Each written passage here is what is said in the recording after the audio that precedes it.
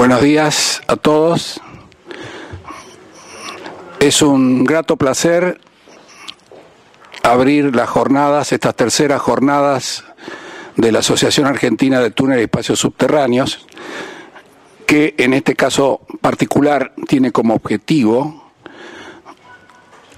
exponer y discutir temas de interés ligados al comportamiento de túneles y obras subterráneas.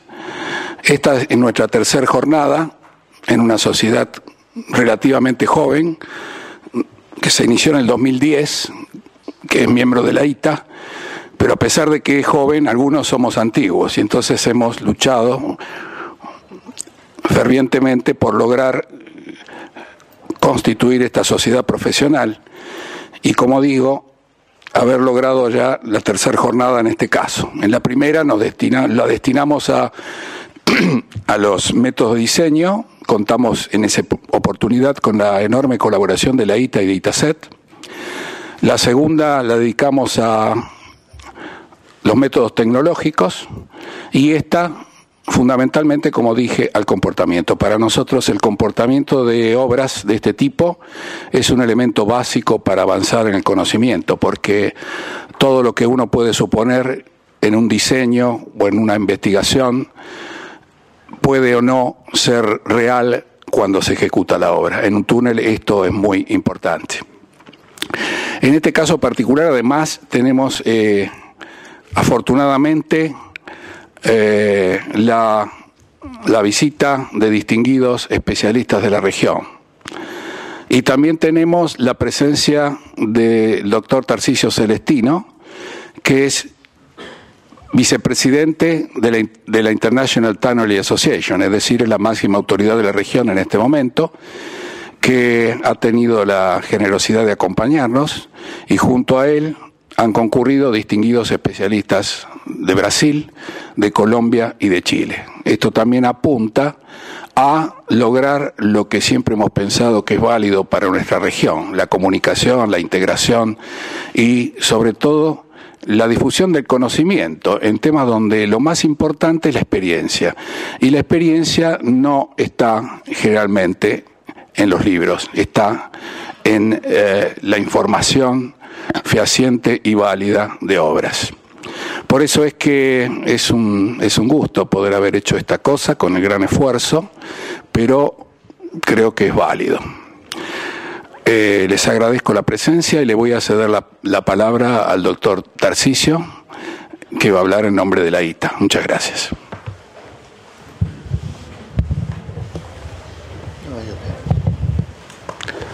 Muchas gracias, Oscar. Buenos días. Gracias, Oscar. Buenos días. Es una satisfacción muy grande estar aquí para estas terceras jornadas de la Asociación Argentina de Túneles. Cuando vemos lo que hizo la asociación, exactamente como dijo Oscar, con temas específicos en las jornadas para el desarrollo de lo que necesitan ingenieros y geólogos para hacer obras subterráneas, mejoras, yo diría que esto es exactamente uno de los puntos de lo que nos enseña ITA. Los grupos nacionales tienen que trabajar en sus regiones. Entonces digo que tengo la grata satisfacción de ver que hace 3 años se fundó esta asociación, que es muy activa y ejecuta su papel como lo desea la Asociación Internacional. Y diría también que otro papel que ITA nos pide a todos nosotros, a todos los profesionales, no solamente para hacer obras subterráneas, seguras, económicas, sino también para realizar la divulgación entre las personas involucradas en las decisiones, personas del gobierno, etcétera.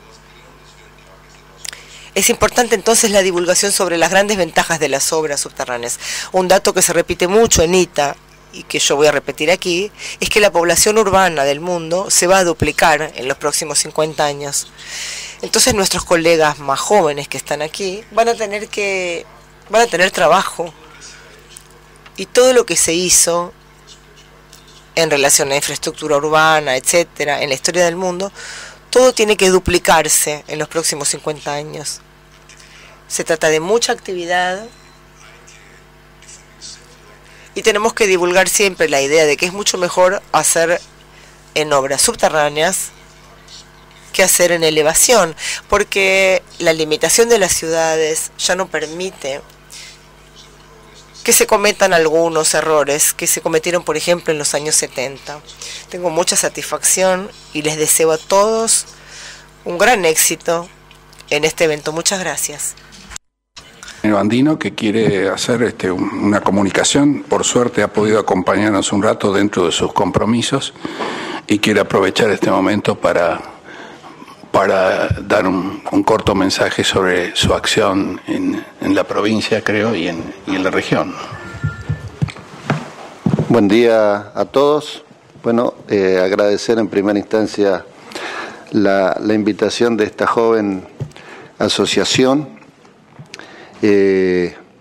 Más que nada quería brindarles el apoyo desde la Dirección Nacional de Vialidad, una entidad que debería estar más vinculada a todo este tema de túneles. Lo tuvimos en alguna época y debido a diferentes problemas que tuvo la misma repartición y achicamiento en particular, perdimos a muchos especialistas. Hoy tenemos que comenzar a pensar en este tipo de soluciones, que lo estamos haciendo. Nos está faltando alguna gente propia para llevarlo adelante, pero por suerte contamos con grupos de apoyos importantes, tanto a nivel nacional como regional.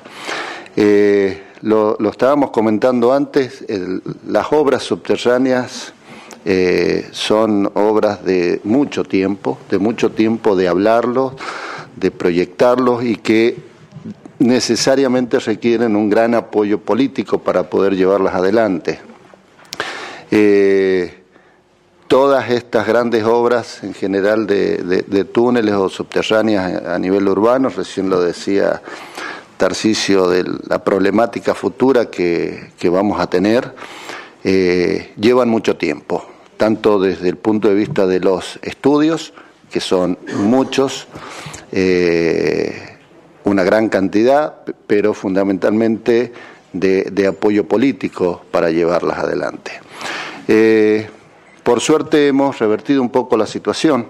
Desde hace algunos años hemos empezado a tener más actividad. En el año 2006 logramos con la Asociación Mundial de Carretera tener un primer seminario internacional de túneles que trató el tema de operación y seguridad de túneles nuevos y existentes, marzo del 2006 en San Juan.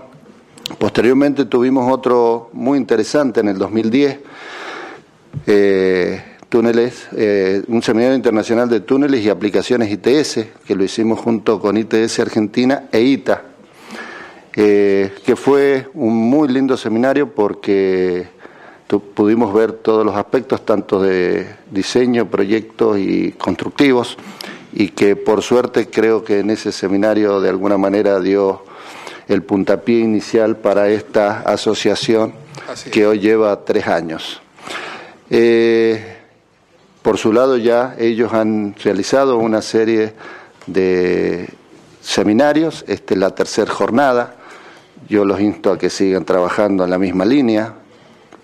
Creo que en esta jornada se va a hablar mucho de un evento muy importante que vamos a tener el año que viene en la región, y dentro de 2 años, para marzo o abril, en el 2015 volvemos a tener un nuevo seminario de la Asociación Mundial de Carreteras que también se va a llevar a cabo en San Juan. Ustedes verán que desde el punto de vista de tecnológico estamos tratando de apoyar y de ir mejorando todo este tipo de actividad, que por suerte está empezando a tener algunos logros. Estamos hablando de varios proyectos importantes a niveles de túneles, fundamentalmente sobre la cordillera de los Andes. Tenemos el Trasandino Central en Mendoza, el túnel de Agua Negra en San Juan, ya se está trabajando en algunos estudios en el probable túnel de Las Leñas, también en el sur de Mendoza. Y por suerte hemos logrado poder concretar ya uno de ellos. Ya la semana pasada salió la publicación del llamado a expresiones de interés y presentación de antecedentes para el túnel de Agua Negra, proceso que esta primera etapa va a concluir el 11 de octubre y posteriormente se va a entregar se va a conformar un registro de consorcios y a ese registro de consorcios se les va a entregar el proyecto para que lo coticen. Esperemos tener un proceso de licitación y de adjudicación, presentación de oferta y de adjudicación durante el 2014 y ya poder empezar a concretar esta obra tan ansiada en la provincia y en la región, con apoyo tanto de Chile y Argentina, pero también de Brasil, muy interesado en llevar adelante este tipo de obra. Y ya les mencioné las otras dos importantes. Bueno, y ni hablar, hoy hablábamos de que había demora para que llegáramos acá. Yo creo que los accesos a la provincia de Buenos Aires tienen grandes problemas y en particular creo que la única solución va a pasar por obras subterráneas. Y tenemos que empezar a trabajar en ella con una conjunción del poder político nacional, provincial y del gobierno de la ciudad. Creo que son muchas las obras que hay que hacer para solucionar el caos que tenemos en Buenos Aires y va a pasar por obras subterráneas desde mi punto de vista. Y tenemos que ir pensando en otras grandes obras. Algunos pensamos o tenemos algunas ideas, yo en particular, de soluciones importantes y que, como decíamos y reiteré recién, nos demora mucho tiempo llevar adelante estos proyectos. Nosotros tenemos una necesidad, por ejemplo, de vincular nuestra Tierra del Fuego con el continente y no tener que obligar a nuestros compatriotas a tener que circular por Chile para poder llegar a sus lugares. Y ahí se podría hablar de una obra muy importante, mezcla de viaductos y túneles subfluvial en una longitud total de 30 kilómetros, un gran megaproyecto y que tenemos que empezar a hablarlo ahora. Es probable que lo necesitemos de acá a 30 o 40 años, pero para poder concretarlo tenemos que empezar a tenerlo presente desde ahora. Así que evidentemente hay grandes obras, grandes proyectos y muchas necesidades. Insto nuevamente a esta asociación a continuar en la misma línea y que nos den el apoyo que necesitamos, las distintas reparticiones, el apoyo técnico que necesitamos, porque realmente nuestro país y nuestra región lo necesitan. Muchísimas gracias a todos.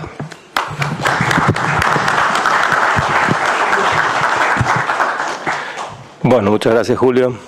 Julio reafirmó lo que decía Tarcisio en cuanto a el futuro que tenemos por delante en el área de obras subterráneas. Quiero, en nombre del ATES, agradecer a los colegas que invitamos de otras asociaciones de la región y que accedieron inmediatamente, están presentes no solo con su presencia personal, sino también van a tener, como ustedes vieron en el programa, participación en las ponencias técnicas. Tenemos con nosotros a un grupo de 4 profesionales del Comité Brasilero de Túneles, con Tarcisio como ex presidente de este comité, que hoy en día es vicepresidente de la ITA. Tenemos con nosotros al presidente del Comité Brasilero de Túneles, el señor Hugo Rocha, que tiene una exposición ahora en el primer grupo de la mañana. Tenemos también con nosotros a otros 2 integrantes del comité, el ingeniero Edson Piff, que es tesorero del comité y tiene un cargo jerárquico en la empresa Herrenknecht en Brasil, y finalmente al señor Mauricio García, que nos va a acompañar también con una presentación y pertenece a la empresa BASF en Brasil. De Chile nos acompañan dos profesionales que son los directivos del Comité de Túneles y Estructuras Subterráneas de Chile, el ingeniero Alexandre Gómez, presidente, y el ingeniero Juan Humberto Cruz, que es actualmente subgerente de un tramo de una de las nuevas líneas del Metro de Santiago. Y ambos van a darnos una exposición sobre experiencias en túneles en Chile. Y finalmente de Colombia nos acompañan el presidente del ACTOS, la Asociación Colombiana de Túneles y Espacios Subterráneos, el señor Héctor Salazar, y otro colega integrante del ACTOS, que es un especialista en túneles muy reconocido, Jorge Ardila, y que tiene una consultora y que también nos va a presentar sus experiencias de los túneles en los Andes colombianos. Esta participación o interacción entre asociaciones de la región se viene gestando del año pasado, básicamente yo diría, y está cobrando más fuerza. Brasil, con su congreso que organizó el año pasado en marzo, ya dio un puntapié inicial a invitar a todas las asociaciones, y Colombia en noviembre del año pasado hizo lo mismo. A raíz de eso se organizó un desayuno de trabajo en Colombia, se generó una iniciativa de constituir una especie de agrupación regional de miembros de asociaciones de túneles y comités de túneles de la región.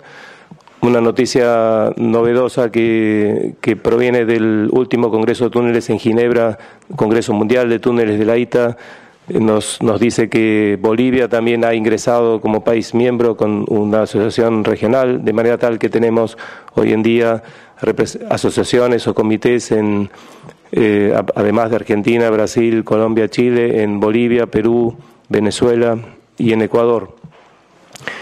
Se van a hacer en el curso de este año 2 seminarios, tengo entendido, también en la región, uno en Quito, Ecuador, con focalización en metros, porque en la ciudad de Quito se va a desarrollar una obra muy importante, que es la primera línea del metro de Quito.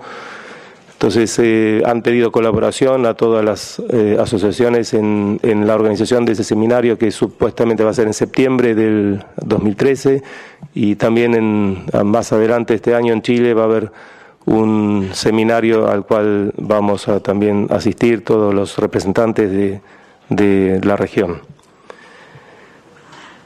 Bueno, hoy en día la ATES, como ya escuchamos, está cumpliendo aproximadamente 3 años de existencia.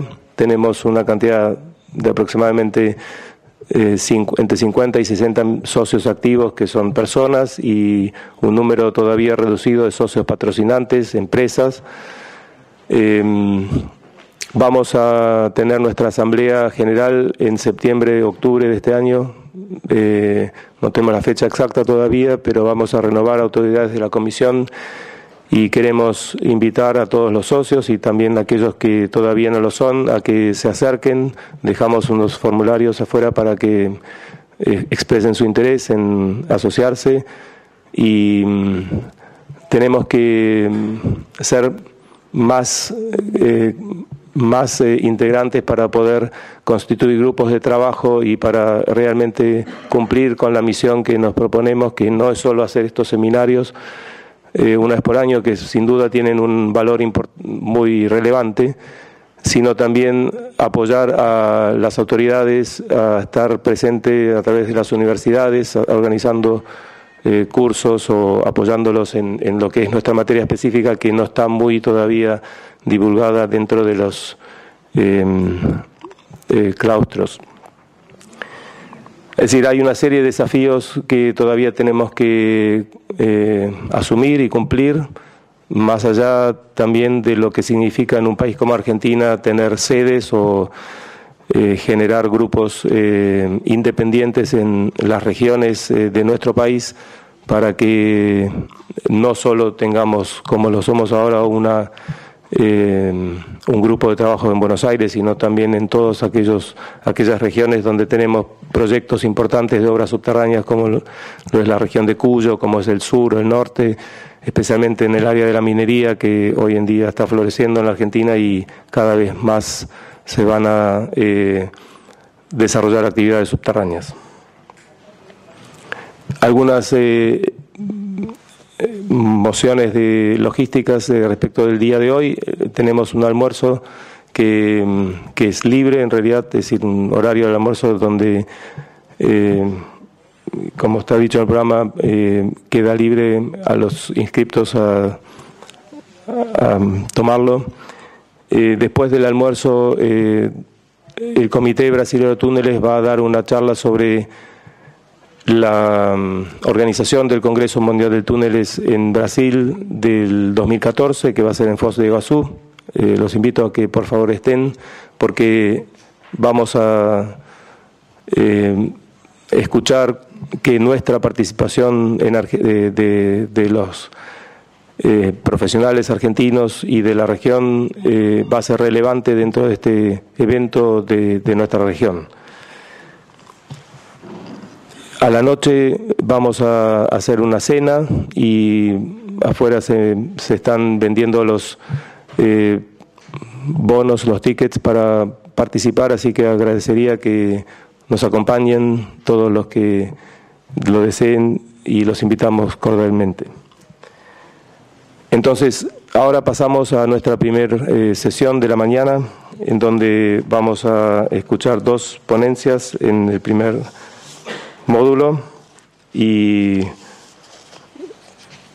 el doctor Tarcisio Celestino nos va a exponer sobre el diseño y desempeño a largo plazo de la caverna de la usina hidroeléctrica de Paulo Afonso IV.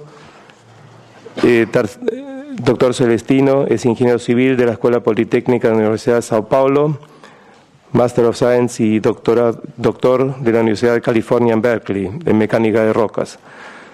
Es profesor de la Escuela Mecánica de Ingeniería de San Carlos, de la Universidad de San Pablo. Tiene un posgrado de investigación en mecánica de rocas y obras subterráneas.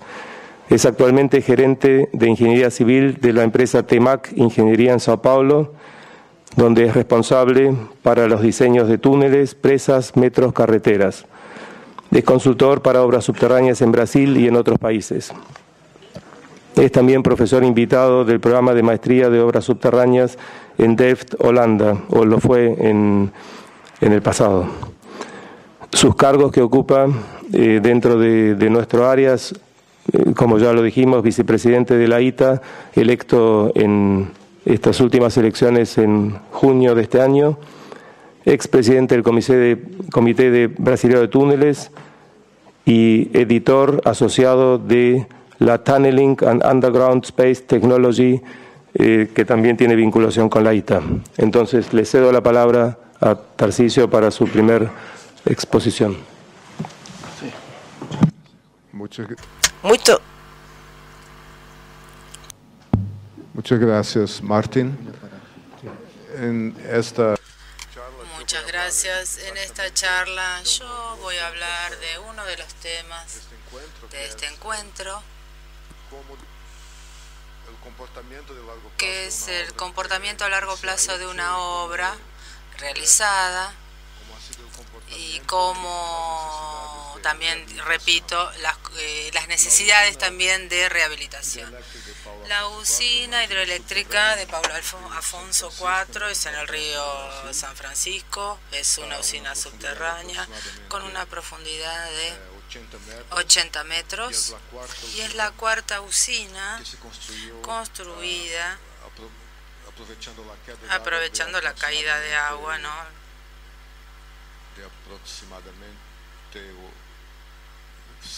de un poco menos de 80 metros. La primera usina se construyó en el año 54 y con la construcción de represas aguas arriba, la regularización del caudal, fue posible aumentar la producción de energía, y esta aquí fue la última usina que se construyó a fines de los años 70. Aquí vemos una sección transversal de la caverna de la casa de máquinas con un ancho de 26 metros. Al momento de construirla, ese era el ancho mayor, digamos, de obras subterráneas en el continente americano, 26 metros, repito. Y es importante decir que existía un proyecto, un diseño de un país, digamos, no hay nadie aquí del país de donde provenía este diseño, no lo quiero decir, y para vencer ese ancho de 26 metros, que es de también el tamaño del rotor de la turbina, existía un arco de hormigón armado, fuertemente armado, más el ancho para apoyar el puente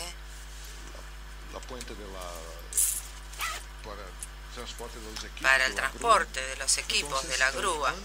Entonces el ancho de excavación total estaba aquí, total de 32 metros, y esta concepción parecía no posible de ser construida porque había que cavar los 32 metros, un error, como voy a mostrar, muy fracturado, o sea, excavar 32, colocar el encofrado y el concreto, y no había tiempo para esto. Entonces, como no era posible construir, Electrobras en ese momento intervino en la compañía hidroeléctrica del río San Francisco, dijo, bueno, este diseño no se puede construir, y contratar un diseño en Brasil, que es lo que vemos de este lado de la pantalla. Y a mí me gusta mucho utilizar el concreto lanzado, el hormigón lanzado para obras subterráneas. Este es un ejemplo emblemático. Los 2 metros de espesor del arco se reemplazaron por 15 centímetros de hormigón lanzado o concreto lanzado, de manera que fue posible construir, porque con este hormigón lanzado fue posible hacer la excavación en 3 etapas de anchos más pequeños y hacer que esta obra fuera posible, viable su construcción. La roca, como dije, es muy fracturada, químicamente sana, rocas graníticas. Los geólogos y Hugo, digamos, van a poder darles más detalles, pero bueno, es una roca granítica muy fracturada. Durante el diseño se hicieron cálculos por elementos finitos. Yo creo que los primeros análisis tridimensionales por elementos finitos, en ese momento, bueno, yo era un ingeniero joven, y las primeras que yo hice fueron las primeras, digamos, que yo hice, y las predicciones fueron muy cercanas, digamos, a lo que fue el desarrollo final. Por ejemplo, desplazamiento máximo de 18 milímetros. Aquí tenemos una descripción del anclaje utilizado para esta caverna y una visión tridimensional de la caverna principal, los túneles de desagüe y este túnel de acceso. Aquí vemos gráficos de la evolución de las lecturas de los extensómetros de desplazamientos. Y después de 30 años, el papel del anclaje era algo importante. Por lo tanto, en el año 1993 se hizo una investigación para ver, digamos, en qué condiciones no estaban estos anclajes, cómo se estaban comportando, reinyección de estos anclajes, porque como voy a mostrar, y lamentablemente el contratista no hizo la inyección necesaria, ¿no?, para la durabilidad de esos anclajes, no hizo la inyección de muchos de esos anclajes. Entonces hubo problemas de corrosión en el año 93, como dije, o sea, 20 años después, o poco menos de 20 años. Esta primera campaña, digamos, justamente para rehabilitación de esos anclajes, y recientemente hubo un problema con un perno, una ocurrencia con un perno que no había sido inyectado, se partió y con una gran energía de deformación salió, se corrió de su posición, como les voy a mostrar. Y esto hizo que hubiera la necesidad de hacer un estudio más amplio de la condición de la estabilidad de la caverna, llevando en consideración que algunos de esos pernos no estaban en las condiciones que el diseño había exigido en su momento. Entonces se realizó este estudio. Aquí tenemos la sección transversal de la caverna y los pernos problemáticos están en esta región. El estudio, por lo tanto, consistió en hacer una evaluación sobre la necesidad de estos perros actualmente, porque durante la construcción, claro, sabemos que eran necesarios porque teníamos toda esta pared con una altura de más o menos 40 metros, desde el puente rodante hasta la parte más baja de la caverna, 40 metros, y era necesario el anclaje para esta pared vertical, pero hoy sabemos que podemos contar con las estructuras de hormigón. Entonces hizo la pregunta, ¿no? ¿Tenemos que colocar nuevos anclajes, reinyectar todos los que están aquí, o utilizar, digamos, esta estructura de concreto de hormigón nos puede dar garantía de estabilidad? Y en este caso, no hacer nada entonces. Entonces esta era una pregunta que tenía una consecuencia muy grande desde el punto de vista de economía y de seguridad a largo plazo, ¿no?, de esta obra. Aquí tenemos una breve historia. La construcción, bueno, concluyó finales de los años 70. En el año 93 la primera rehabilitación de algunos pernos. En el 2003 una falla importante de uno de los pernos, o sea, que nos indicaba que podría haber problema con otros, y la investigación mostró que sí, que había muchos pernos que no estaban debidamente inyectados. La pregunta entonces, ¿hay necesidad de reinstalación de otros pernos, rehabilitación de todos los pernos? Que sería una consecuencia, digamos, como consecuencia de gastos elevados, ¿no? Veamos las instrucciones de diseño, que mostraban claramente que los pernos solo deberían ser inyectados después de la excavación por una cuestión de durabilidad, y exigía que hubiera inspecciones rigurosas, pero lamentablemente durante la construcción todo esto no fue seguido, digamos. Y esta aquí es la condición. Vemos este perno que se salió, se corrió de su posición porque se rompió completamente, como les voy a mostrar.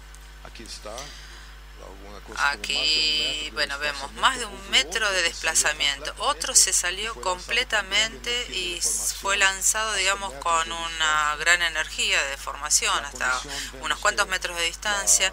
Y aquí podemos observar que no hay señales de lechada para la inyección de este perno o señal de revestimiento, y aquí vemos que hay una deformación grande de estos pernos por una combinación de corrosión y de tensión. Aquí vemos el perno completamente fuera de su posición. Otros, digamos, vimos que se concluyó que no había señal de revestimiento o lechada, o sea, no se trató de un problema localizado. O sea, el contratista no hizo, digamos, debidamente la inyección como especifican, como requieren las especificaciones. Aquí tenemos un dreno, o sea, esto no sucedería de haber sido debidamente inyectados. Y en otra situación era claro que la superficie externa estaba bien protegida contra la corrosión, pero no sucede lo mismo con la parte interna. Aquí vemos, ¿no?, claras evidencias de corrosión. Muy claro se ve. también una combinación de formación y corrosión. Sabemos que las tensiones son un componente para la velocidad de corrosión. Aquí tenemos, digamos, había tendones, además de pernos no había para la viga del puente rodante, y algunos tendones en la parte inferior. Y había también señales de agua, de filtraciones a través de estos tendones. Entonces también nos preguntamos, ¿no? ¿Es posible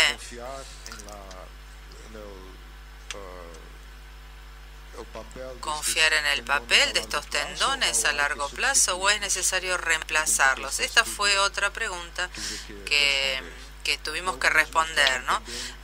También había infiltraciones severas en algunos casos. Se hizo entonces una simulación numérica llevando en consideración no solamente las etapas de construcción, sino también las etapas de deterioro de los pernos, para responder justamente la pregunta. Ahora que tenemos las estructuras de hormigón, que no estaban en ese momento cuando se excavaba la caverna, ahora que contamos con estas estructuras de hormigón, ¿es posible garantizar la estabilidad sin los pernos o debemos instalar otros pernos? Esta es la pregunta que valía algunos millones de dólares, ¿no? O sea, su respuesta valía algunos millones de dólares. Aquí vemos todas las etapas de esta simulación numérica que comenzaba con el estado inicial de tensión del macizo de roca, las excavaciones por etapas, las instalaciones de pernos, la excavación completa de la caverna, luego la excavación del hormigón que mostramos en color rojo y finalmente la deshabilitación de estos pernos en estas regiones y los tendones debajo de la viga del puente de la grúa. Esta era la pregunta entonces, ¿no? Y aquí tenemos todas las etapas, no tenemos que leer, ¿no? Bueno, excavación, instalación de hormigón lanzado, etcétera. El hormigonado, aquí vemos las fases que están simuladas en el análisis numérico. Instalación del hormigón lanzado entre estas cotas, estas elevaciones. Claro que cuando se instaló este hormigón durante la construcción no había ningún esfuerzo transmitido a este hormigón porque la estabilidad estaba garantizada por el hormigón lanzado, por los pernos, por los tendones. Y finalmente la última fase de la simulación, el retiro de los pernos y de algunos tendones. Aquí tenemos todas las fases, las etapas de simulación fueron todas estas que acabo de describir, o en excavación, perno, hormigón lanzado, hormigón de las estructuras y ahora la última etapa o fase, reactivación de los pernos. Aquí tenemos el macizo en su condición inicial, aquí vemos la plataforma de excavación de la subestación, la primera etapa de excavación a cielo abierto, después las etapas de excavación de la caverna, que está simplificado en este análisis. En realidad todo el ancho de 26 metros no se lo excavó en una única fase o etapa, como dije, y sino, como también comenté, en 3 fases, lo que hizo viable la construcción en este macizo tan fracturado, solamente con hormigón lanzado y anclaje, la excavación del rebaje de la caverna, más la excavación completa de la caverna y sus pernos, el shaft de acceso de agua y los resultados de índice de estabilidad local. Rojo significa plastificación, pero bueno, no es señal de inestabilidad. Sabemos que una obra subterránea de estas características, dimensiones, hay tensiones anchas del macizo y están plastificados. Pero si no hay un mecanismo global de inestabilidad, la obra es segura. Y bueno, estos análisis es lo que nos arrojaron. O sea, esto, o sea, lo que había sido hecho durante la fase de diseño, ¿no? La etapa de diseño. Aquí tenemos el diagrama de esfuerzos principales alrededor de la caverna. En su condición inicial, después de la construcción, la malla deformada, como dije, desplazamientos máximos, los mismos llegaron a 18 milímetros, la roca tenía muy buena calidad desde el punto de vista químico. Los desplazamientos después del hormigonado, claro que las estructuras de hormigón lanzadas aquí, que se colocaron aquí, no tuvieron un papel estructural, digamos, en el momento, ¿no?, de soporte de la caverna, porque la estabilidad se garantizaba por otros elementos. Los esfuerzos principales, después de haber colocado los distintos niveles de hormigón y la condición del cargamento, ¿no?, de la grúa, disculpe, tenía una carga máxima de más de 5.000 toneladas fuerza, que podrían estar en esta posición. Aquí tenemos la región de aguas arriba y aguas abajo, y esto también, digamos, fue considerarla también la condición extrema de carga más cerca del apoyo de aguas arriba. Y por otro lado, el esfuerzo con la posición más cerca del apoyo de aguas abajo. Y finalmente se retiraron los pernos, que ya estaban dañados, ¿no?, para poder averiguar con respecto a la estabilidad a largo plazo. Aquí vemos lo que es lo agregado con relación a los desplazamientos, digamos, una vez que se sacaron los pernos. Claro, nosotros verificamos si se dañaron todos, si se hubieran dañado todos, ¿qué hubiera pasado también? No, o sea, no. Aquí tenemos el índice de inestabilidad, regiones anchas, plastificación. Esto no significa falta de seguridad. Puntos de plastificación sin pernos, puntos localizados y desplazamientos totales después de haber retirado los pernos. Había habido un poco más de desplazamiento, pero era el papel de las estructuras de hormigón que están debajo de esta región. Ahora sí desempeñan un papel importante para la estabilidad y para disminuir la plastificación y los desplazamientos. Los desplazamientos horizontales, después de haber retirado los pernos, existen, pero bueno, son aceptables. Y los desplazamientos totales, después de haber retirado los tendones debajo de la viga de la grúa, claro que al ser esta la posición de los tendones, es lógico que aquí se concentren los mayores desplazamientos, pero también de números aceptables. Los desplazamientos horizontales y los verticales, con la grúa en posición aguas arriba. Claro, aquí el desplazamiento es mayor, y aguas abajo hay una concentración de desplazamiento más cerca de la viga de aguas abajo. Aquí tenemos el diagrama de los desplazamientos horizontales en la pared de aguas arriba. Desplazamientos horizontales después de haber colocado el hormigón. Y desplazamientos horizontales para todas estas condiciones: pernos, los retirados, los tendones retirados. Acá salió en inglés, disculpe. Bueno, esto sería grúa aguas arriba y grúa aguas abajo. Y aquí tenemos, o sea, lo que se agregó en cuanto a desplazamiento, ¿no? Y bueno, se concluyó que era aceptable. Aquí tenemos un historial de desplazamientos, la pared de río arriba, de aguas abajo. Y bueno, las conclusiones finales de este estudio fueron que los pernos y los tendones arriba de la cota de 148 podrían retirarse sin que haya compromiso de estabilidad de la caverna. Aunque esto parecía algo peligroso, la recomendación de que, digamos, la indicación de que muchos perros no estaban debidamente inyectados, había una clara señal de corrosión, que no estaban trabajando estructuralmente como el diseño así lo decía, digamos, lo indicaba durante la fase de diseño. Pero ahora con el hormigón, el gran cambio es ese. Tenemos las estructuras de hormigón, existe un apoyo importante para la caverna, y aunque haya una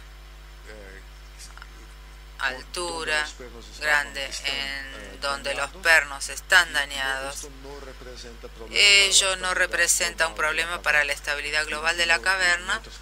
O sea, en otras palabras, no fue necesario instalar nuevos pernos.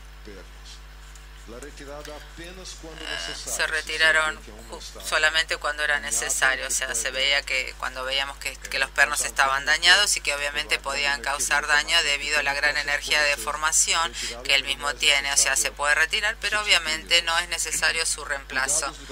Cuidados durante la operación a causa de la energía liberada, ¿no?, de deformación, la liberación instantánea, ¿no?, que puede ser muy peligrosa. Pernos de 22,5 toneladas entre las cotas, 144 y 150, o sea, 5 metros de altura. Se los debe preservar e inspeccionar. En realidad se realizó la inyección de alguno de esos pernos en donde la condición se veía claramente que no habían tenido una inyección, no habían sido inyectados. Entonces, hacer la inyección hoy, lógicamente que mejorará la condición de estabilidad a largo plazo. Los pernos no inyectados, la rehabilitación y su reemplazo, o sea, no se hizo el reemplazo de ninguno. En realidad se procedió con la rehabilitación cuando fue necesario. Los pernos de 120 toneladas en la cota, en la elevación 148, se los inspeccionó cuidadosamente. Se realizó la rehabilitación del sistema de instrumentación para lecturas posteriores, y algo que fue necesario fue, digamos, la información de los desplazamientos de la etapa de construcción. O sea, algunos de los instrumentos estaban allí, pero ya no existía, digamos, indicación con respecto a continuar con la lectura. En otras palabras, es importante que para una obra como esta, yo no diría que es necesario leer la instrumentación durante décadas, pero sí debemos preservar el origen de los desplazamientos, de forma tal que si uno tiene que volver, no sé, 10 años después, uno puede leer esos desplazamientos y hacer una comparación con los desplazamientos originales, que fue algo que no fue posible en este caso realizar. O sea, la preservación de los datos para, digamos, dar continuidad a la lectura de la instrumentación, demostró que era necesario. Infelizmente, o sea, lamentablemente no se pudo hacer en este caso. Y como conclusiones finales, yo diría la necesidad de una mejor protección contra la corrosión.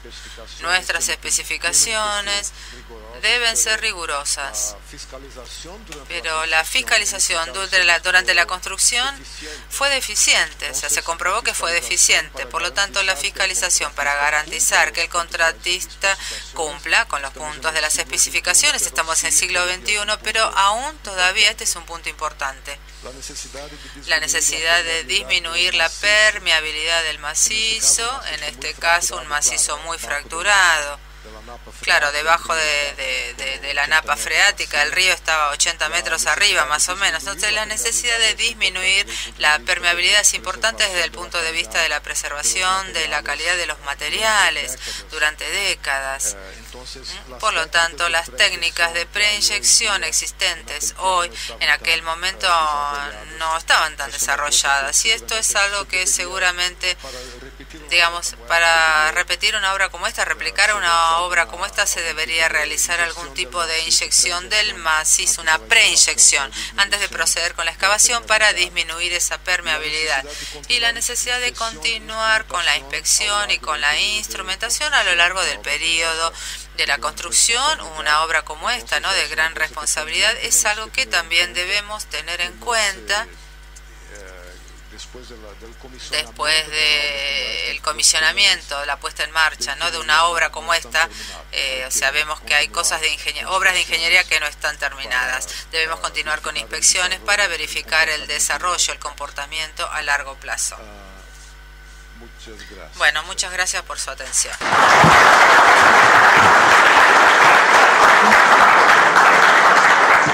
Muchas gracias, Tarcisio. Muy obrigado. Efectivamente, esta exposición es de gran interés para todos nosotros, todos, al menos los que estamos vinculados en diseño de obras subterráneas.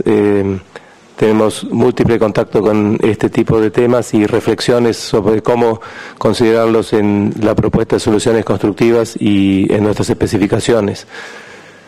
Vamos a pasar a la siguiente presentación y dejamos las preguntas para después. Ahora, el ingeniero Daniel Capdevila, de la Dirección General de Infraestructura del Gobierno de la Ciudad de Buenos Aires, va a exponer sobre el comportamiento del túnel aliviador del Arroyo Maldonado. El ingeniero Capdevila estudió Ingeniería Electromecánica en la Universidad de Buenos Aires y diferentes cursos en materia de energía y administración de empresas. Como profesional se desempeñó en el área privada durante 15 años en el sector siderúrgico y 10 años en el sector de la construcción. Desde el año 2009 se incorporó a la función pública en el Gobierno de la Ciudad de Buenos Aires como director general de obras de ingeniería en la ejecución de obras de hidráulica y viales. Ese mismo año se hizo cargo de la unidad de proyecto especial Arroyo Maldonado para ejecutar el programa de gestión de riesgo hídrico, donde la obra más importante fue la de aliviar justamente el Arroyo Maldonado, obra terminada en julio de 2012. Desde entonces está a cargo de la Dirección General de Infraestructura de la Ciudad de Buenos Aires. Creo que es un tema muy interesante y muy actual, así que dejamos con la palabra al doctor Capdevila. Bueno, buenos días. En el momento que pusieron a cargo de la obra del Maldonado, obviamente fue un orgullo.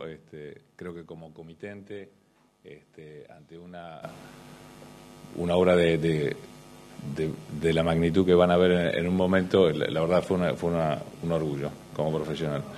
El Maldonado es un arroyo que ahí pusimos una foto,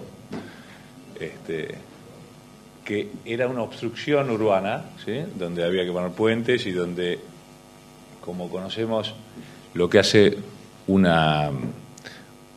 arroyo de pampeano, cuando no llueve, es un hilo de agua que tiene un cauce muy seco y apenas un hilo de agua que surca la ciudad.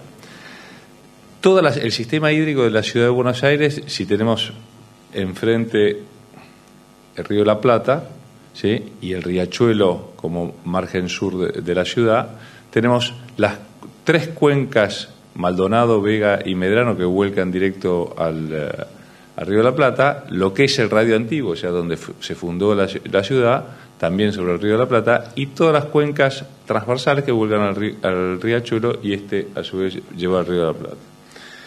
Estas cuencas, ¿sí?, si vemos la planimetría, todas tienen sus valles donde fue fundada la ciudad, o sea que gran parte de esta ciudad, todos estos barrios, están fundados sobre valles de inundación de estos arroyos. Esto, si vemos los niveles de habitantes que tienen cada uno de estos, los 3 millones de habitantes que tiene la Ciudad de Buenos Aires, en el Maldonado, tenemos 1/3 de la población, ¿sí? No les voy a decir a ustedes, pero para tomar magnitud, cuando hablamos de la cuenca del Maldonado, que son 8.500 hectáreas, ¿sí?, cuando llueven 50 milímetros, ¿sí?, 50 litros por metro cuadrado, estamos hablando de 1.200 millones de litros. Esto, si consideramos un caudal de 1.200 metros cúbicos, que es aproximadamente la velocidad que se podría sacar, necesitaríamos 10 Maldonados para poder sacar todo el agua.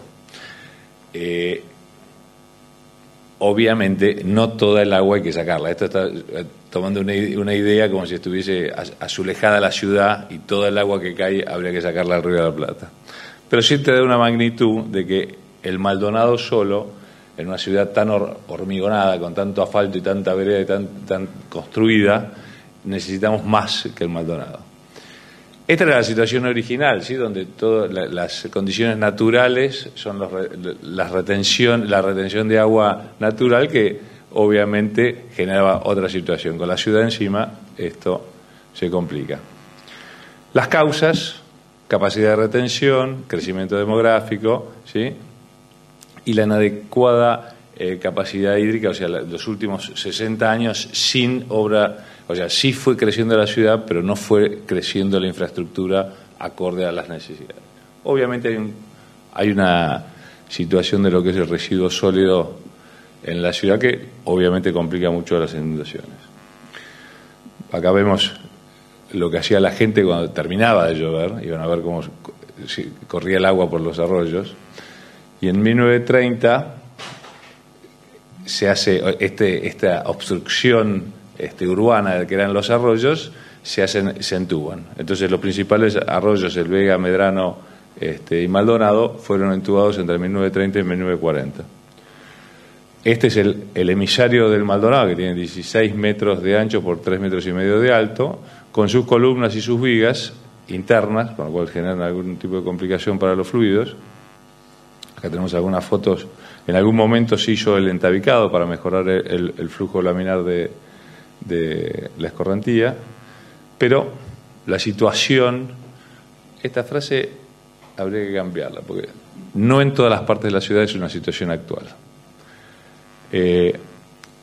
¿Cómo se comporta la ciudad? Estas son las cuencas, y esto a través de un modelo estamos viendo los distintos niveles de agua en calle, ¿sí?, de acuerdo a las lluvias. Esta es una recurrencia de 2 años que podemos, para tener una idea de lo que es la recurrencia, son 30 milímetros hora. ¿Sí? Pero en 5, ¿sí?, ya estamos hablando de 45, ¿sí?, estos son casi 60 milímetros hora,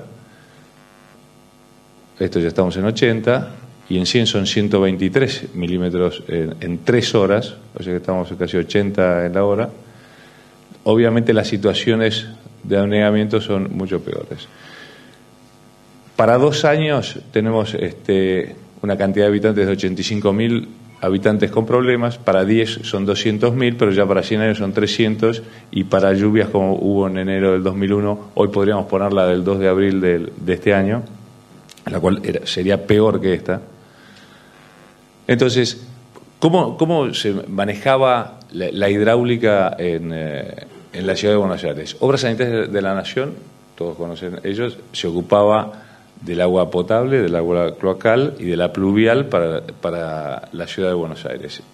En la privatización se saca la parte pluvial y se lleva para manejarlo por el municipio, pero a su vez la ciudad de Buenos Aires cambia de ser un municipio a ser una ciudad autónoma, con lo cual después del año 98, a través de una ley, se pone a estudiar la problemática de las inundaciones, se concluye en un plan director, o sea, se estudia qué es cuál era la problemática, cómo se debería corregir, y en marzo del 2005 se pone en funcionamiento lo que se llama el Programa de Gestión de Riesgo Hídrico.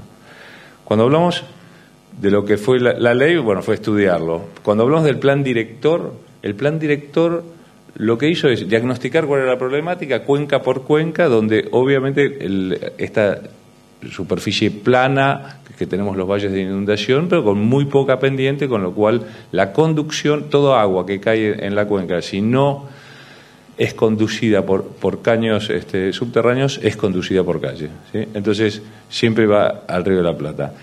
El problema, el diagnóstico general fue falta de conducción.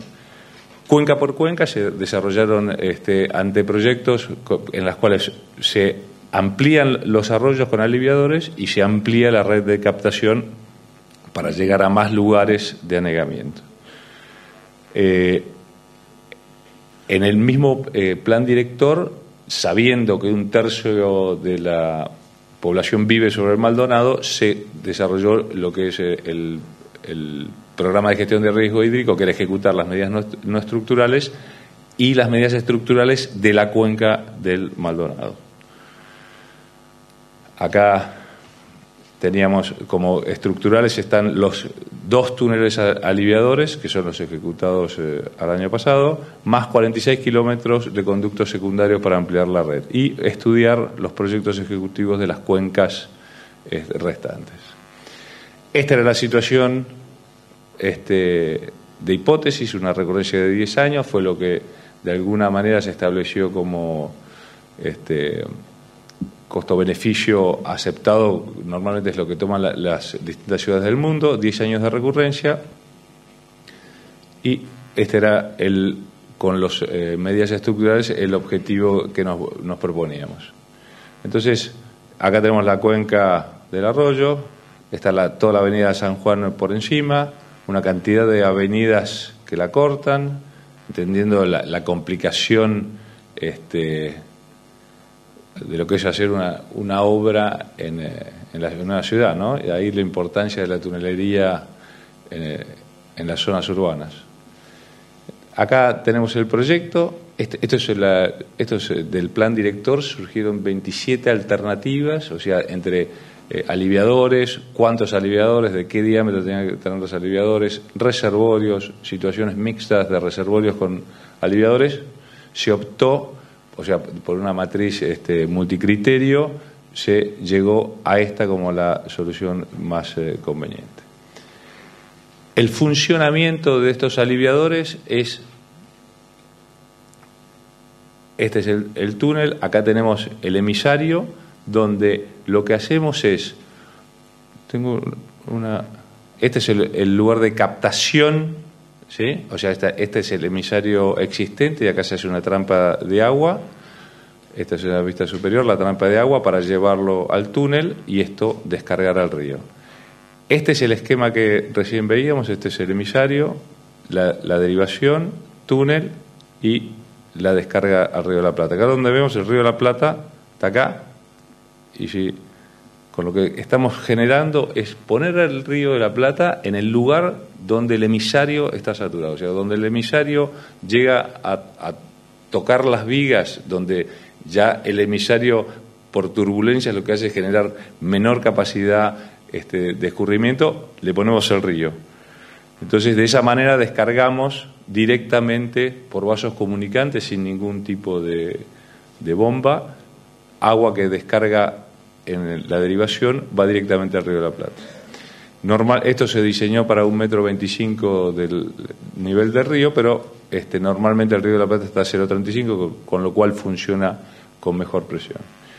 En la peor sudestada de 1940 el río llegó a 3,88, con lo cual el agua estaría a esta altura, pero de todas maneras el nivel piezométrico de caudal de agua que viene en la derivación hace que el flujo de agua sea hacia el río. De todas maneras, la sudestada no está vinculada con las lluvias, con lo cual cuando diseñamos por recurrencias es imposible vincularlas, o sea que cuando hay sudestada llueva. Esto se modelizó, ¿sí? Se hicieron las 2 derivaciones en la Universidad de La Plata, con lo cual llegamos a las conclusiones, esto de la sudestada, cómo funcionaba, o sea, depende del nivel del río, cómo funcionaba el conducto. Con lo cual, este es el nivel de diseño, normalmente trabaja acá y con la peor sudestada estaría por acá, con lo cual en la peor sudestada estamos disminuyendo a un 80% de escurrimiento. Bueno, los 2 aliviadores, uno el túnel corto tiene 4.600 metros, el túnel largo 9.900. El pozo único de Punta Carrasco es por donde se iniciaron las obras. Niceto Vega es la conexión del corto. Honorio Porredón una conexión alternativa, una conexión suplementaria del túnel largo. Y Cuenca la derivación del túnel largo. Esta es la traza, el túnel corto, esta es Punta Carrasco, pasa por los lagos de Palermo y llega hasta Niceto Vega.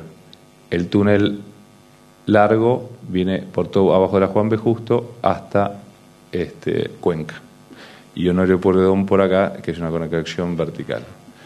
Esto es un corte del emisario, el túnel corto por debajo de la Juan B. Justo, mientras que el túnel largo va por Godoy Cruz, y después de Niceto Vega el túnel largo va por debajo de la Juan B. Justo. Acá tenemos la traza, esta es Punta Carrasco, acá es el cruce por los lagos de Palermo, acá tuvimos el cruce de un río subterráneo de agua potable, con lo cual ahí tiene todos los planes de contingencia en términos de asegurarnos de que el paso de la tunelera no generaba ninguna modificación estructural para el aliviador. Afortunadamente hemos tenido, o sea, se cruzaron este río subterráneo, el ferrocarril acá, el ferrocarril en Sarmiento, las dos líneas de subte. Con lo cual, en cada uno de esos casos, con la contratista Gela y la inspección de Geodata Cadia, establecíamos, yo como comitente, un plan de contingencia en la cual, afortunadamente, para cada uno de los eventos, lo único que hicimos es un librito que lo guardamos en la biblioteca. Nunca hubo que actuar con los planes de contingencia. Acá tenemos Niceto Vega, es justo abajo del puente de la Juan B. Justo, y esto es Cuenca, ¿sí? Ya a 10 kilómetros del río.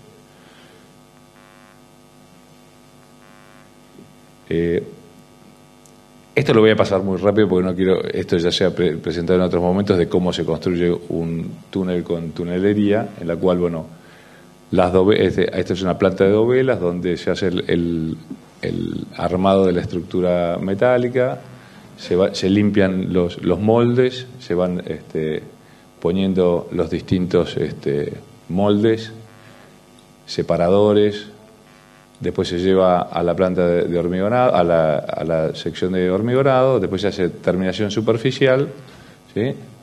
En los hornos para acelerar el fragua y poder movilizar las dovelas.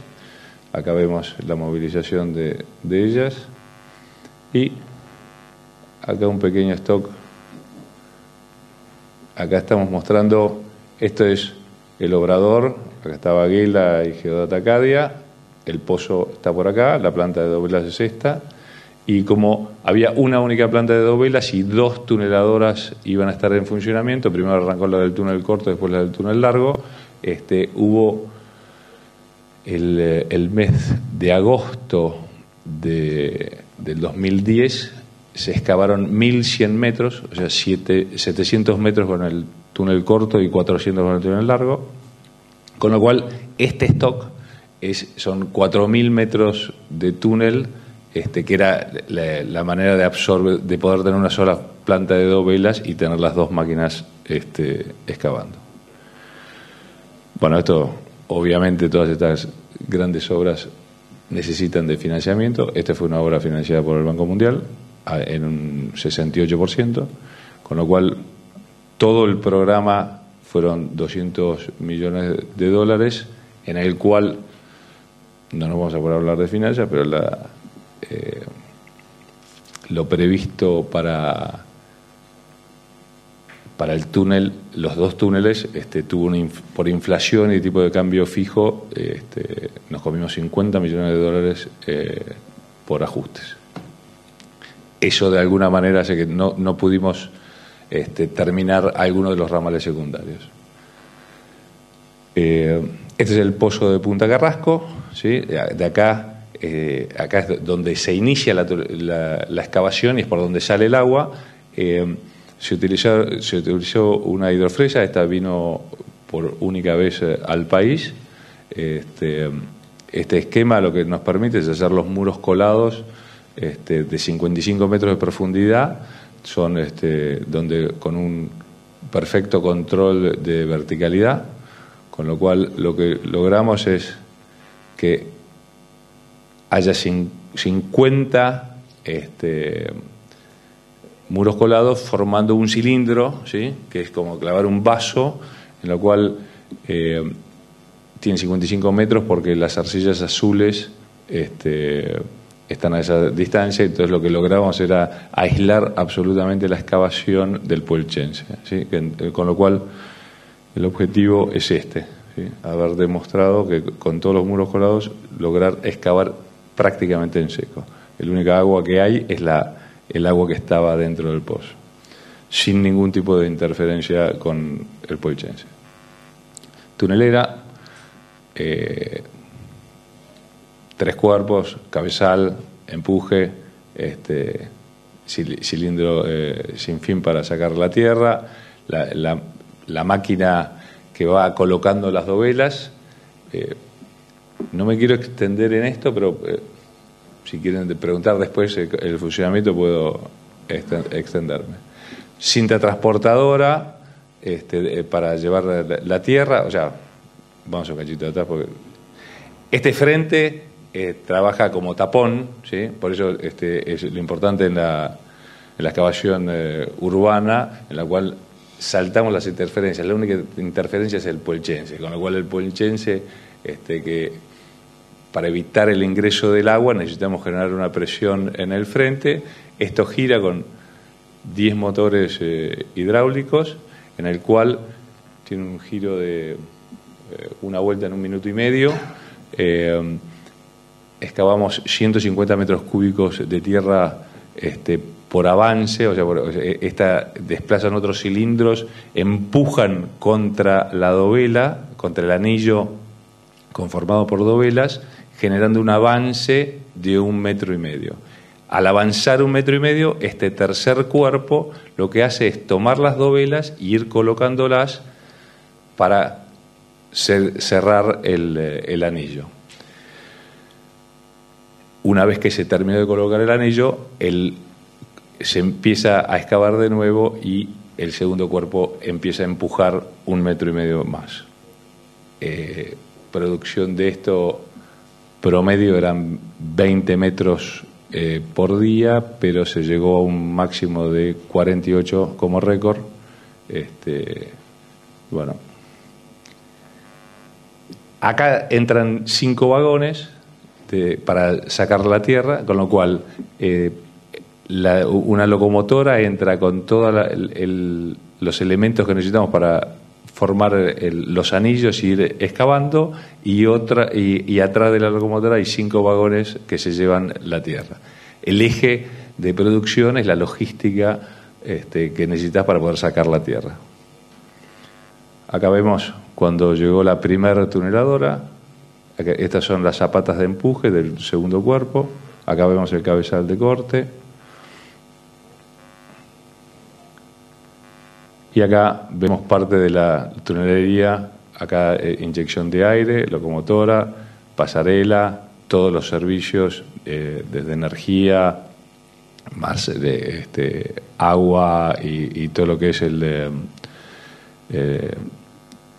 material de relleno. O sea, la máquina excava a 8 metros de diámetro, el diámetro interior es 7, el espesor de la dovela son 30 centímetros, con lo cual queda un gap entre la excavación y la dovela, con lo cual se inyecta, una vez que se colocó el anillo, cuando empieza el empuje, se hace una inyección de mortero como para generar el sello entre la tierra y el anillo recién colocado. Acá vemos los vagones, dovelas.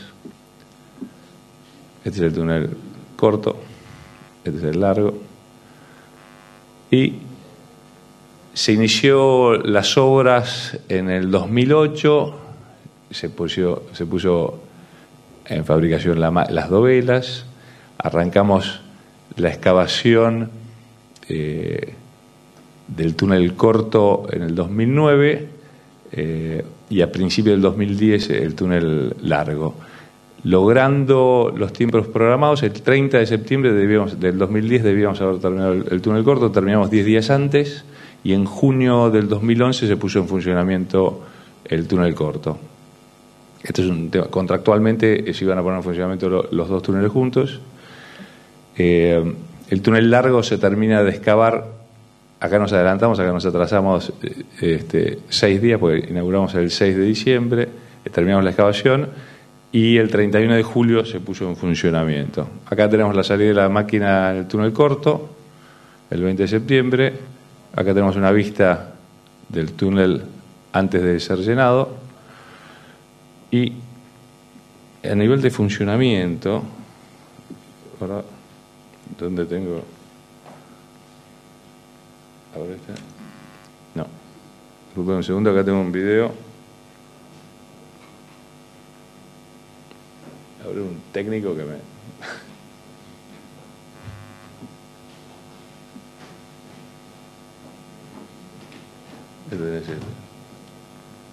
Ahí está el más.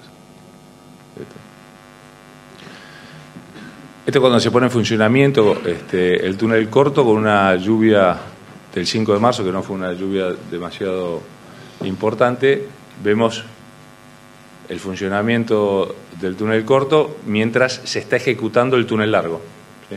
O sea, acá al lado está el túnel largo en funcionamiento.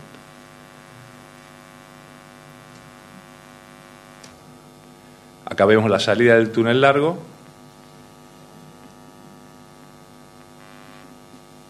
Esto fue en diciembre del 2011. La rotura de la taguilla para hacer el llenado de los túneles. Y esta es una lluvia del 6 de diciembre, que sí es una lluvia de una recurrencia de mayor a 100 años, pero acá tenemos... Ahí está el clic. Estos son los dos túneles funcionando. Este es el túnel corto que habían visto antes, y esto es con el túnel largo en pleno funcionamiento. Acá está, esto es toda agua que antes de la obra estaba dentro de la ciudad. Estos son 200 metros cúbicos segundo. Este es el funcionamiento, esto es una esquemática, esto es el aliviador del Maldonado al Sildañez, ¿sí? Que esto es para sacar el agua de provincia. Este es el túnel largo, con las dos acometidas, en Cuenca y Niceto Vega, donde tenemos un 70% de derivación del emisario al aliviador, acá en Niceto Vega el 28%, y, perdón, en Horario Porredón el 28%, 56% en Niceto Vega.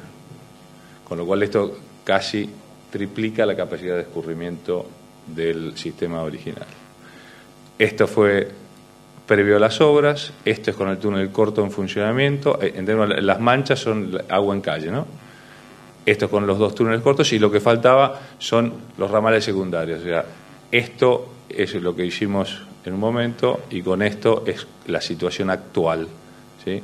Hoy trabajamos con el Banco Mundial para, de alguna manera, conseguir la plata para terminar las obras del Maldonado y iniciar la excavación del Vega. Hidráulicamente es muy importante entender el agua cuándo va a venir, ¿no? Y entonces ahora estamos contratando un sistema de monitoreo hidrometeorológico, lo llamamos Civigila. Son 33 estaciones hidrometeorológicas con un radar. Estos están absolutamente conectados en red. Ahí va a ir a una central de mando para generar tres etapas. En el corto plazo atacás lo que es la alerta temprana. En mediano plazo generás acciones de mantenimiento para las distintas obstrucciones que puedan llegar a haber existido. Y la información de largo plazo es la que genera, bueno, los programas como el plan director o en cuencas específicas para mejorar la situación de los vecinos. Acá me tomé la libertad de hablar de un túnel virtual. Creo que es interesante, porque nosotros desde las gestiones lo que necesitamos es resolver temática, ¿no? Entonces, obviamente acá sería genial tener subtes y poder usar la tunelería tradicional, pero obviamente son presupuestos y obras de largo plazo, con lo cual tuvimos la experiencia de lo que es el Metrobús de la Juan B. Justo, y hoy nadie puede no haberse dado cuenta que estamos haciendo un Metrobús en la 9 de julio, en la cual obviamente se pide disculpas a todos los que lo sufrimos a diario, pero esta es la 9 de julio y esta es la... Bueno, ayer hubo un incremento, no hubo trenes, con lo cual fue un caos el acceso a los colectivos, pero esto es a diario, ¿sí? Y esto es el microcentro, ¿sí? Entonces hoy lo que hace el Metrobús es sacar los colectivos del centro, con lo cual esta veredita, y habrán visto más obras que son la que estamos cambiando todas estas calles justamente porque no va a haber más colectivos. Este es el proyecto del Metrobús, que es un túnel virtual, definitivamente. Esto lo que logra es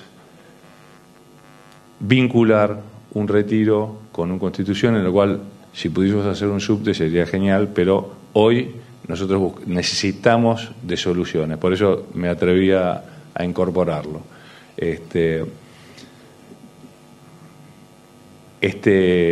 La cantidad de líneas de colectivo, pasajeros son 200.000 por día, y se va un aumento de demanda del 25%, 10 líneas de colectivo, 80 colectivos, 180 colectivos por hora. Y bueno, se va a mejorar el tiempo de los que van por las líneas de adentro del microcentro en un 50%, y las que ya iban por la 9 de julio del 35 al 40% de ahorro en tiempo. Esta es la cantidad de beneficiarios. Limpieza del aire y menor ruido son los dos ejes que mejoran la calidad del ambiente. Esta era la situación anterior, o sea, los carriles para el auto particular siguen siendo 16 y se aumenta 1 en lo que hace a los colectivos, ¿no? Por el centro. Esto era como era antes, ¿sí? Los colectivos por adentro del microcentro, y ahora todos por el eje. Si vemos desde dónde vienen los colectivos, el embudo es acá, pero vienen desde todas distintos lugares de la ciudad, del AMBA. Esta es una vista de cómo va a pasar en la 9 de julio. Esto parecería agresivo hacia este ámbito en el cual les hablo de tunelería virtual, en la cual les voy a dar primero sobre el comportamiento del Maldonado.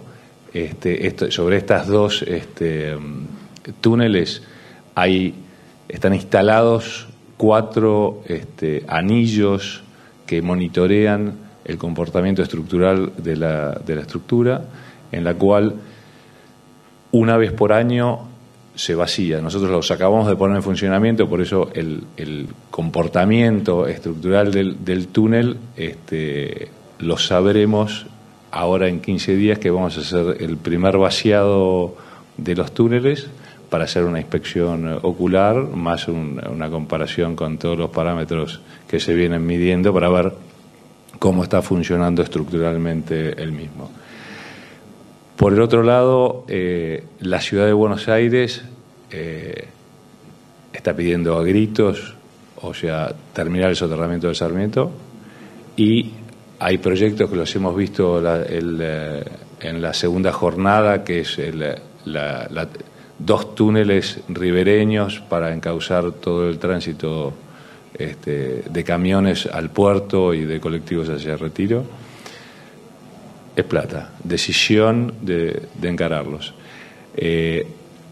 Por el lado de la ciudad de Buenos Aires, en el mes de julio ya acordamos, gracias a la Nación, que nos dio el aval para ejecutar el Vega y completar el Maldonado. Ya estamos con el Banco Mundial cerrando la no objeción para hacer la precalificación del aliviador del Vega. El aliviador del Vega es un conducto de 8,5 kilómetros, que son 2 secciones, uno de 2,4 kilómetros para ser excavado tradicionalmente en caverna, y tiene 6 kilómetros de un conducto de 5,30 metros de diámetro interno que va desde el Río de la Plata a la calle Triunvirato y Victórica, ¿sí? Son 6 kilómetros. Así que eso, no quiero decirles 10 días porque es lo que cerramos ayer, pero en el mes de julio va a ser publicada la precalificación de esa obra. Así que esperemos a fin de año tenerla iniciada. Muchas gracias.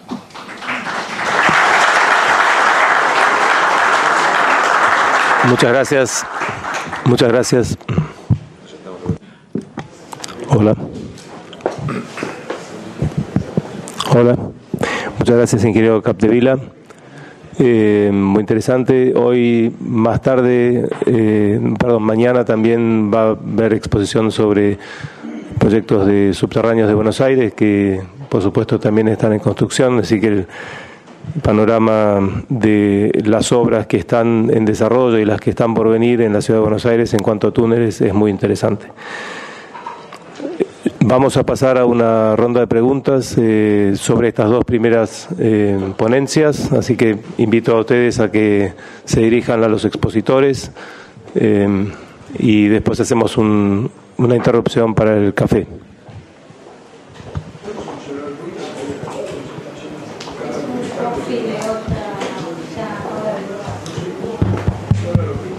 ¿Ustedes pueden hacer algo?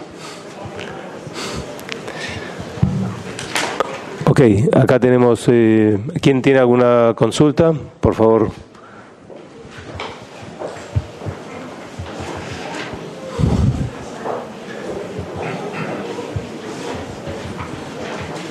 Buenos días.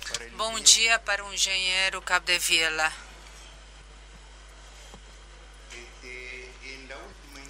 No último alagamento, as áreas que tradicionalmente ficavam alagadas, estou dizendo na cidade, por exemplo, a Avenida Juan Bejuta e Corriente, funcionaram bastante bem, mas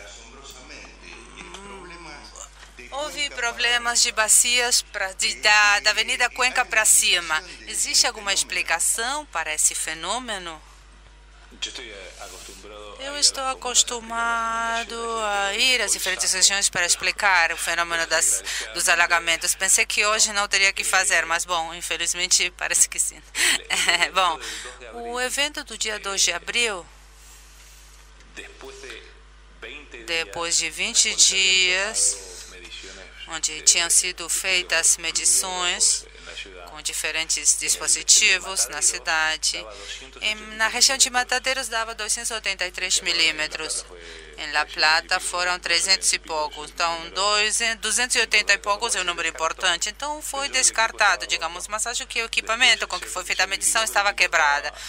E depois se verificou que estava em funcionamento. Então, a tormenta, essa chuva do dia 2 de abril...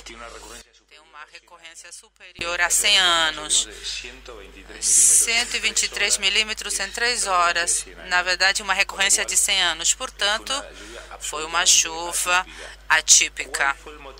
Qual o motivo do alagamento na Bacia Alta? Bom, o desenho original do córrego Maldonado prevê 90% da bacia que está na província fazer uma derivação, digamos, para o riacho, através de um desafogador Maldonado que vai descarregar no Cildanhas. Mas o pior centro da chuva foi exatamente sobre Cildanhas.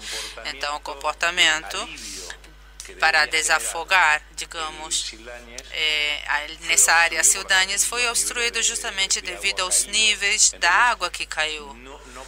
Então, a bacia não foi possível fazer o escoamento, né, da província ao riacho. Então, houve um escoamento correto da Avenida Cuenca para baixo, mas para cima havia ramais secundários. Então, quando não há capacidade de escoamento, o ramal secundário, no lugar de captar, vai soltando água. Então, esse foi o motivo, digamos, do maior alagamento na área da Avenida Cuenca Alta. Alguma outra consulta?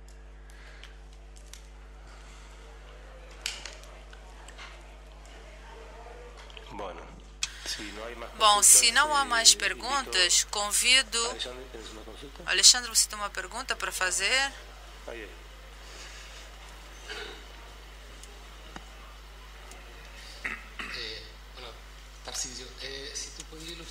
Você poderia, Tarcísio, nos contar qual é o modelo constitutivo utilizando para a remodelação numérica da caverna?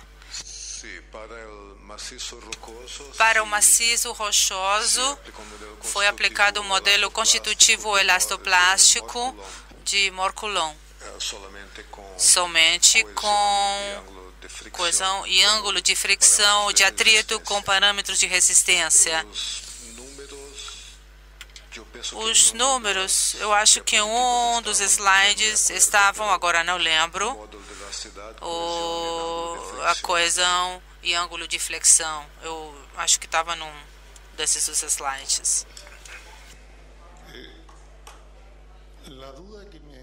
A dúvida que eu tenho com relação à situação dos pinos era com relação à parte dos pernos sobre a cota 148, que você falou que eram desnecessários. Era baixo.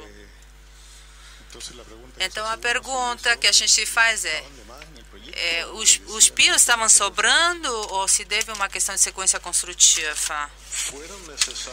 Foram necessários durante a construção, pois durante a escavação não havia concreto, estruturas de concreto sob a elevação 130. Portanto, toda a altura de 40 metros não poderia ter sido feita se não fosse pela contribuição dos pinos durante a construção. Porém, depois de terem sido instaladas as estruturas de concreto para o apoio das turbinas, então agora temos o efeito positivo do concreto. Porém, não poderíamos ter chegado nesta condição se não fosse pelo papel importante dos pinos durante a construção. Tarcísio, eu tenho uma consulta também. Não se falou, ou pelo menos você não falou no comportamento no longo prazo do revestimento de concreto lançado, projetado.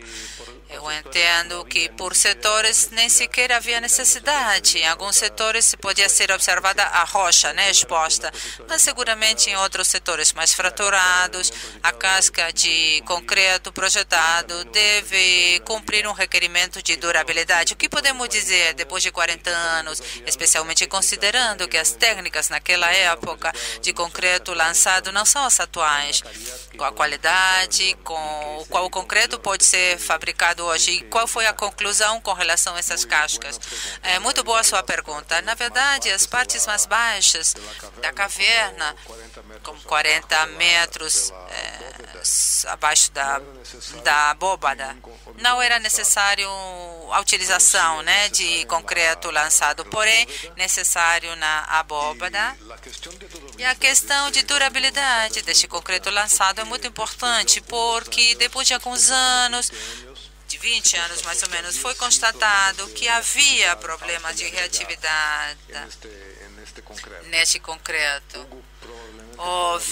Hugo vai poder falar melhor a respeito disso, porém a rocha naquela região, na verdade a usina de águas acima, jusante, chamada de Mochotó, a represa ficou danificada por problemas de reação à alcalia agregada. Foi feita uma pesquisa no concreto lançado desta caverna. Há problemas, porém, felizmente, problemas não tão sérios quanto o que aconteceu nesta usina jusante.